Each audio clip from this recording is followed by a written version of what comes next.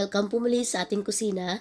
For today's video ay gagawa tayo ng nakakabusog at masarap na donut. Ayan, naipisipan kong gumawa ng ganitong donut guys para maiba naman, hindi yung puro matamis lang na donut yung gagawin natin. Madali lang itong gawin at napakasimple lang din ang mga sangkap nito. Kahit mga beginner pa lang ay kayang-kaya nyo ito. Kaya wag na nating patatagalin yan. Tara, umpisahan na po natin. Gagawin muna natin yung ating filling para sa ating donut. Dito sa ating kawali, ilagay lang natin yung ating garlic at saka yung ating onion. Isosote lang natin ito hanggang sa mag-translucent lang siya. Then ilagay na natin yung ating pork. Ayan, nakalimutan kong i-on yung ating camera kaya hindi natin siya na-videohan. Ayan, then patuloy lang natin yung pag-mix natin hanggang sa mag-brown lang yung ating pork. Then ilagay na rin natin yung ating bell pepper, yung carrots at saka yung ating potato. Ayan, naka-chop na ito guys ng maliliit.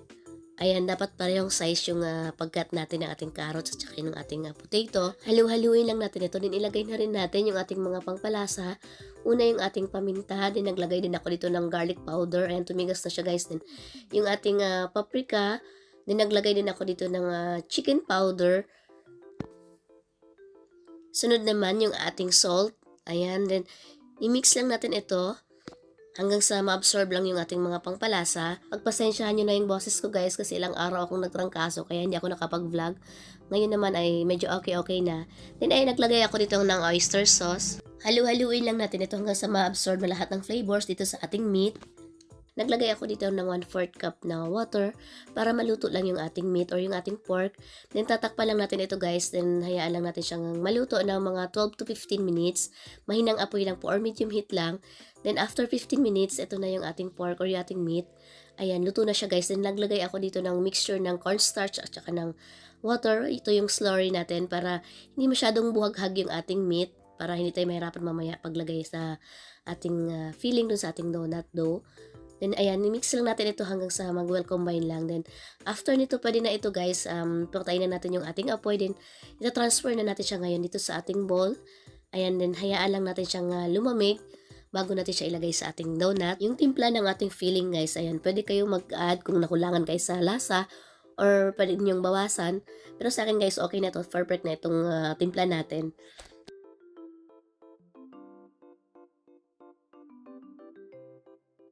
Gagawin naman natin ngayon yung ating donut dough. Dito sa ating bowl, ilagay lang natin lahat ng ating dry ingredients.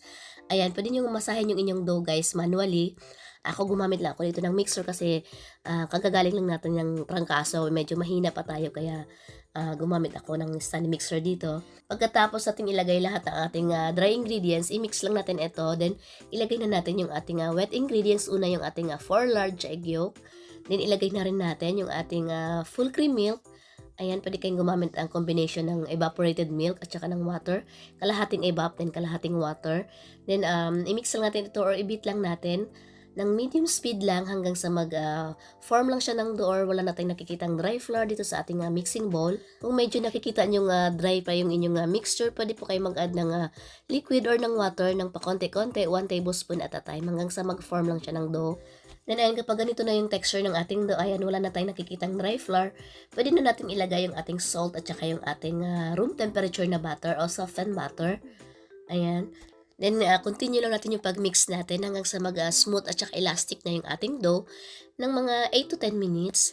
Kung mamasahin nyo naman yung inyong dough, ayan, aabot tayo ng mga 15 to 20 minutes yung pagmasa natin hanggang sa makuha natin yung tamang consistency ng ating dough na hinahanap. Yung pagka-elastic at saka pagka-smooth ng dough, malalaman nyo naman na ready na yung inyong dough kapag wala na halos dumidikit na dough sa gilid ng inyong mixing bowl at saka smooth na siya guys. Ayan, pwede na ito. Ayan, alisin na natin siya ngayon dito sa ating mixing bowl. Naglagay lang ako ng konting oil sa aking kamay bago ko hinawakan yung ating dough. Dapat ganito siya ka-smooth guys. Ayan, para alam natin na malambot talaga yung ating donut. Ayan, ito yung window pane test natin. Ayan, stretch lang natin siya kapag hindi siya napupunit. Ibig sabihin ready na yung ating dough. Then dito guys, hindi na tayo nagpasa ng dough dito. Diretso na natin siyang ikat. Ayan, sa parehong laki. Ayan, dito naman ay 50 grams yung ginawa ko dito. Nasa inyo na ngayon guys kung gusto nyo medyo maliit yung inyong donut. Pwede nyo gawing 35 grams or 40 grams. Medyo nalakihan ko pa ngayon pag-cut ko ng dough natin dito kasi masyadong malaki pala yung 50 grams. Kasi aalsa pa siya guys, then naglagay po tayo ng filling. So, kailangan mga 40 grams lang guys. Ayan, sakto lang yung size na yon.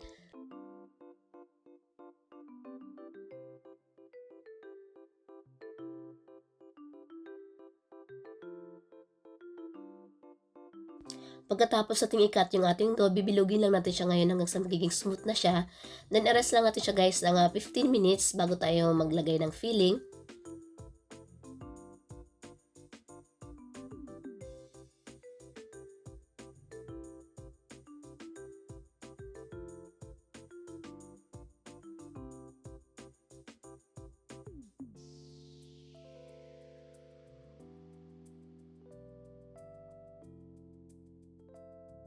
Tatakpan din natin siya ng cling wrap para hindi mag-dry yung ating dough.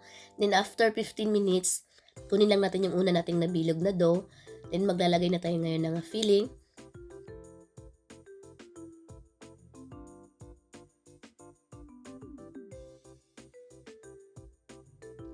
Ipa-flatten lang natin yung ating dough na parang oblong or parang rectangle shape. Then baliktarin lang natin siya, then ipa-flatten natin siya ulit.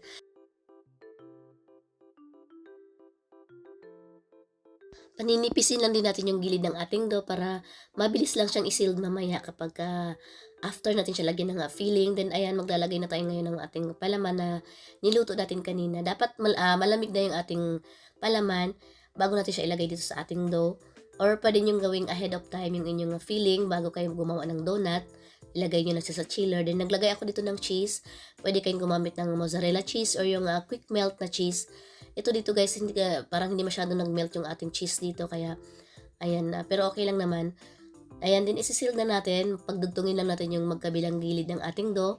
Ayan, siguraduhin natin na nakasarang maigi yung ating dough para hindi po lumabas yung ating filling kapag ipiprito na natin siya o ipafry na natin siya. Siguraduhin din po natin na sakto lang yung filling na nilagay natin. Huwag po nating damihan para hindi po bubuka yung ating dough. Pwede rin po yung cheese natin. Ayan, i-slice nyo lang siya na parang strips. Ako dito, ginrate ko kasi siya guys. Sobra kasi ito dun sa ensimada natin. Ayan. Then, cheddar cheese pala yung ginamit ko dito. Kaya hindi siya masyadong nag-melt. Basta sundan nyo lang yung ating procedure. Then, dito naman ay dalawang klase yung paglagay natin ng ating filling. Ayan, papakita ko sa inyo mamaya.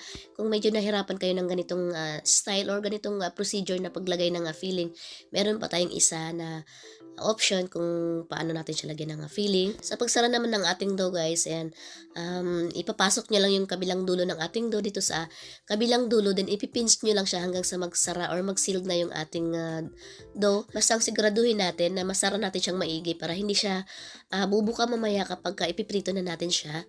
Then, ito ulit-ulitin na natin itong proseso na to doon sa ating mga natira pang dough. At kahit hindi naman perfect yung pag-form ng ating donut, wala namang problema yun guys kasi i-coat po natin siya mamaya ng breadcrumbs. So, matatakpan din yun. Kaya, walang problema kahit hindi masyadong perfect yung pag-form sa kanya. Nahihiya talaga ako sa boses ko guys. Pagpasensyahan nyo na. Hindi nga sana ako mag-audio kaso lang gusto ko maintindihan nyo ng maigi para hindi kayo pumalpak sa paggawa nitong donut na to. Kaya kahit medyo paus-paus pa tayo, ayan, kinakaya naman. Etong feeling natin dito guys, or yung palaman natin, pwede nyo rin siyang gamitin sa empanada. Ayan, masarap din tong palaman na to.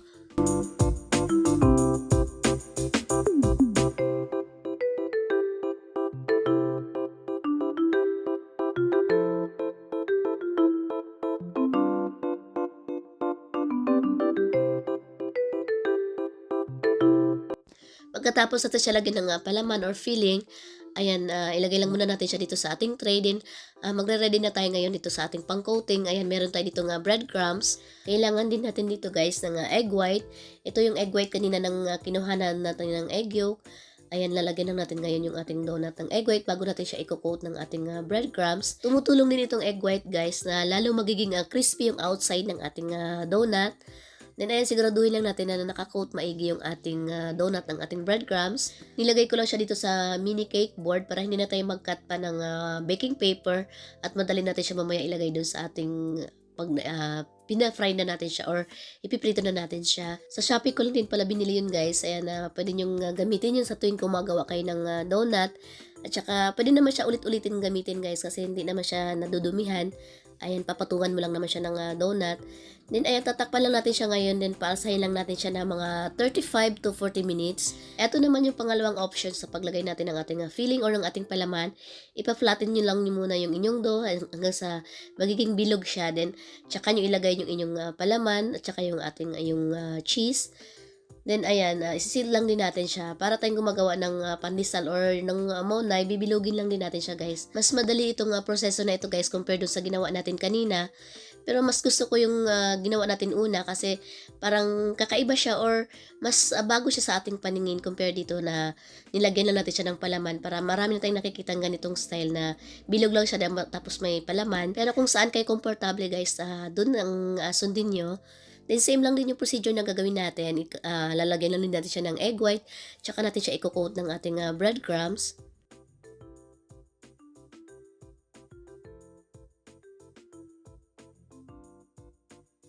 Pagkatapos nito, ganun lang din, paalsahin lang din natin siya ng 35 to 40 minutes bago natin siya ipa-fry. Then after 35 minutes, ayan, umasa na yung ating donut dough. Ayan, malaki na siya guys. Kaya sabi ko kanina, dapat mga 35 or 40 grams lang yung ating donut para hindi siya ganun kalaki. Pero okay lang naman kahit ganitong size kasi kapag ipangbenta natin, isang piraso lang busog na sila. Ipa-fry lang natin ito ng mga 2 minutes. Kada side ng ating donut, yung likod at saka ng harap or hanggang sa slightly golden brown lang yung ibabaw ng ating donut. Ayun, pwede na yun, wag natin siyang sunugin kasi kapag may breadcrumbs guys, mas madali siyang masunog.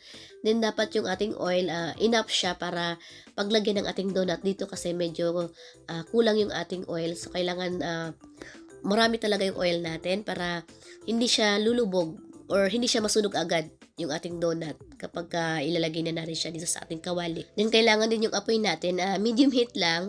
Kung gagamit tayo ng thermometer, dapat nasa 150 degrees Celsius lang yung init niya. Then kapag ganito na yung kulay niya guys, and pwede na ito, hanguin na natin siya ngayon dito sa ating kawali. Then ulitin lang din natin yung procedure na ito dun sa ating natira pang mga donut. Eto na lahat yung ating na-fry na donut. Dito sa recipe na ito, nakagawa tayo dito ng 19 pieces na 50 grams na dough ng donut. Mas marami pa kayong magagawa kung medyo liitan nyo pa yung inyong dough. Kung gagawin nyo siyang 35 or 40 grams. Ayan. Titikman na natin ngayon yung ating donut. Ayan, napakasarap nito guys at napakalambot ng ating donut. Kahit kinabukasan, ayan, napakalambot pa rin niya at yung feeling na ginawa natin, napakasarap din, saktong-sakto lang yung timpla. Yung labas ng ating donut, napaka-crispy niya at yung loob naman ay napaka-chewy at napaka-soft niya. Then ito, pwede natin siya ilagay dito sa packaging na ito. Sa Shopee ko lang na ito nabili guys. Kung balak nyo siyang ibenta ng naka-individual. Ayan, itong ganitong kabigat or kalaki na donut, yung 50 grams.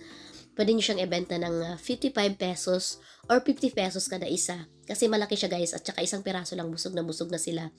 Or kung gusto nyo medyo babaan yung inyong presyo, pwede nyo liitan nyo pa yung inyong donut para mas pangmasa siya. Ito naman yung isang option na paglagay natin, yung bilog lang. Ayan. Napakasarap nito guys, kaya try nyo na itong gawin sa inyong bahay at pwede nyo itong ipang negosyo or ipang baon sa ating mga kids. Ayan, hanggang sa muli, kita-kits po tayo ulit sa aking susunod pa mga videos. Maraming salamat po sa inyong panonood. Mag-iingat po tayo palagi.